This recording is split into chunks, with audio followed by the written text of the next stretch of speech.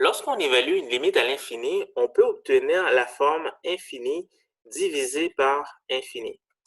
Cette forme est une forme indéterminée. On appelle forme indéterminée une limite qui peut donner soit un nombre réel, L, soit moins l'infini, soit plus l'infini, ou on peut obtenir que la limite n'existe pas. Pour évaluer une limite de la forme infinie sur infini, une première méthode qu'on peut utiliser, c'est la mise en évidence du terme dominant. Donc, on factorise par le terme dominant, on simplifie l'expression et on réévalue la limite. Donc, pour l'exemple suivant, on a une division d'un polynôme par un autre polynôme. On a donc la forme infini sur infini. Pour lever l'indétermination, on va factoriser par le terme dominant, donc le terme de degré le plus élevé du polynôme.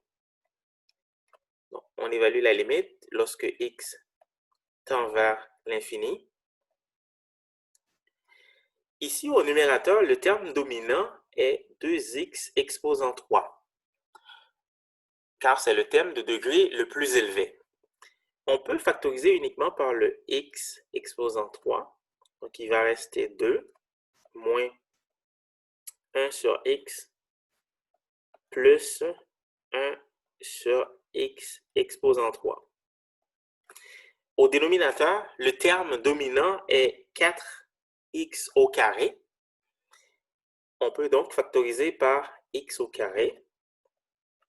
Donc, il va rester 4 moins 1 sur x moins 3 sur x au carré.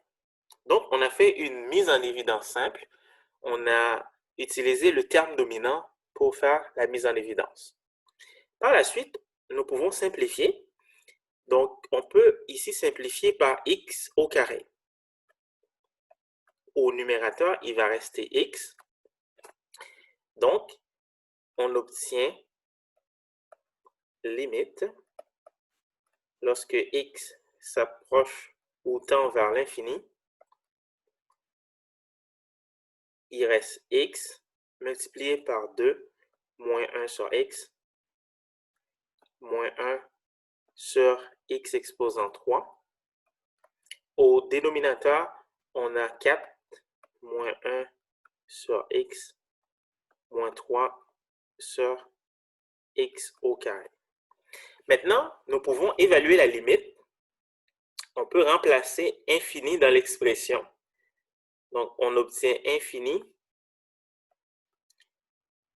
multiplié par 2 moins 1 sur infini moins 1 sur infini exposant 3 qui donne infini.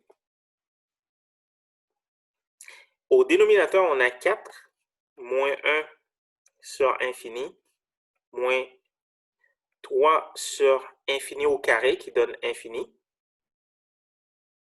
Donc, par la suite, on a infini multiplié par 2 moins 1 divisé par infini, c'est-à-dire on prend 1 divisé par un nombre très très grand.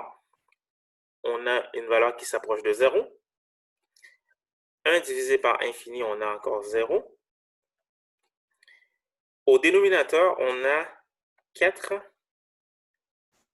moins 0 moins 3 divisé par infini qui donne 0. Donc, on obtient infini multiplié par une constante. Donc, on a infini multiplié par 2 divisé par 4. Donc, ça nous donne encore un nombre très très grand. Donc, la limite donne infini.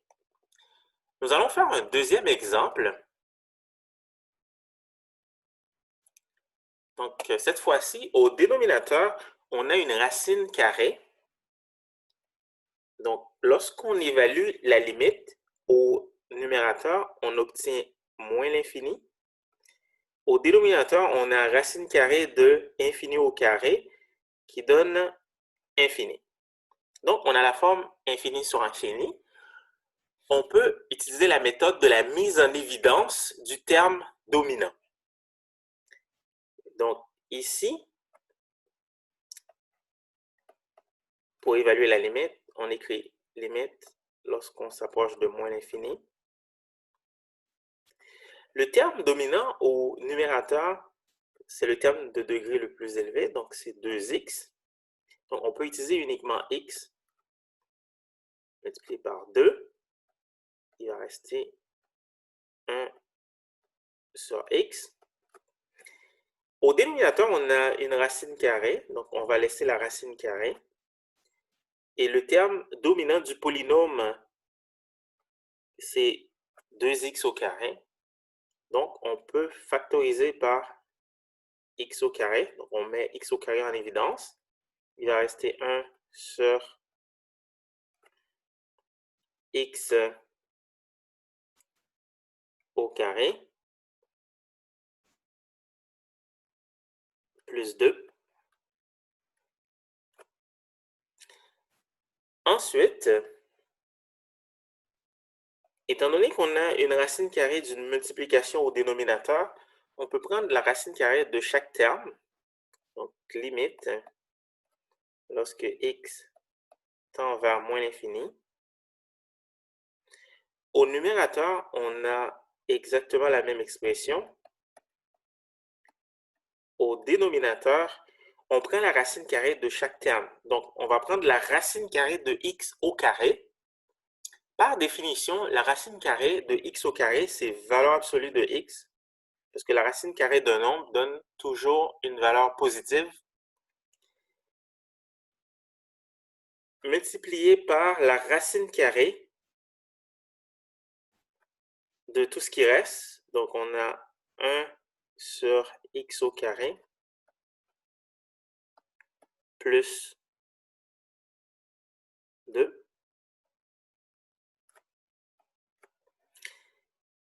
Ensuite, pour évaluer racine carrée de 1 sur x au carré plus 2, on peut le laisser tel quel. Maintenant, valeur absolue de x, lorsque x s'approche de moins l'infini. Donc, valeur absolue d'un nombre négatif, parce que x s'approche de moins l'infini, va donner un nombre négatif. Donc, on a moins x pour la valeur absolue de x. Et on a la racine carrée qui reste telle quelle. Sur x au carré plus 2. Au numérateur, il reste la même chose. Donc, il n'y a pas eu de changement. Ensuite, on peut simplifier. On simplifie par x. Et on peut évaluer la limite. Donc, ce qui reste, c'est 2 plus 1 sur moins l'infini, qu'on divise par la racine carrée de 1 divisé par infini. On a moins l'infini au carré qui donne infini, plus 2. Donc, on sait que 1 divisé par moins l'infini donne 0. Ici, 1 divisé par infini aussi donne 0. Donc, il nous reste 2 sur racine carrée de 2. Donc, la réponse de la limite est racine carrée de 2.